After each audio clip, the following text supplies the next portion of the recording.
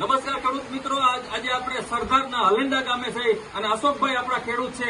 તો અશોકભાઈ પાસેથી જાણીએ કે આટલી દિલ ખુશ થઈ જાય એ કઈ મગફળીની તમે જાત વાવી છે અશોકભાઈ? એરીનો કંપનીની ઓતરા વેરાયટી ઓતરા વેરાયટી વાવી 80 દિવસની થઈ. હા, 10 વીઘાની વાવી છે અને વીઘે અત્યારે 40 થી 45 મણનો ઉતારો આવે એવું ધારણા છે આપણે.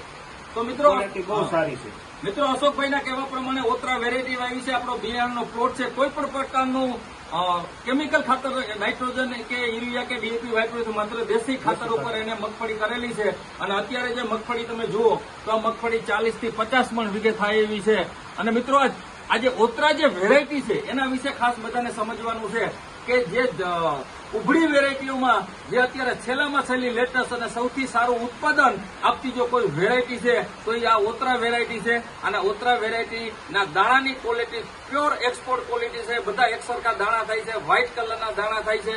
આનો બજારનો ભાવ તમને સૌથી શ્રેષ્ઠ મળે એવા પ્રકારના દાણાની ક્વોલિટી છે, જાવા ક્વોલિટી. તો જાવા ક્વોલિટીમાં સૌથી અત્યારે નંબર 1 વેરાયટી છે. મિત્રો 2025માં જો મગફળી વાવવાની હોય અને તો ખેડૂતોએ ખાસ ઓતરા પ્રકારની આ વેરાયટી વાવવાની છે. એ 100 થી 110 દિવસે કમ્પ્લીટ થાય છે અને પૂરેપૂરું સારામાં સારું 40 થી 50 મણનું ઉત્પાદન આપે છે. બજારનો ભાવ બી ઓતરાનો તમને આપણને ખૂબ જ મળશે.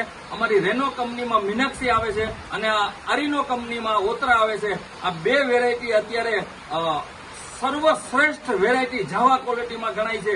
તો મિત્રો આ વેરાયટીનું આવતી સાલ 2025માં તમે વાવેતર કરાવજો. વહેલું પાકી જશે, સારામાં સારું ઉત્પાદન આવશે અને સાથે સાથે સૌથી ઊંચામાં ઊંચો ભાવ આવશે.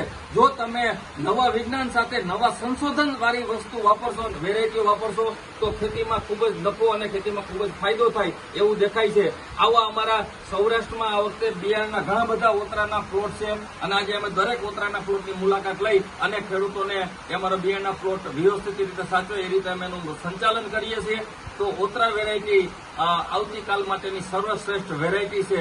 અશોકભાઈએ ફરીથી આજે અમને બોલાવ્યા અને ખૂબ સારા ચાલુ વરસાદે અમે આજે બોલાવ્યા. આજે 5/9/2024ની તારીખ છે અને આ 1 મહિના પછી મગફળી તૈયાર થઈ જશે. પાછા અમે મુલાકાત લેશું. ફરીથી અશોકભાઈ આટલી સરસ માવજત કરી એ બદલ અશોકભાઈનો ખૂબ ખૂબ આભાર. જય હિન્દ.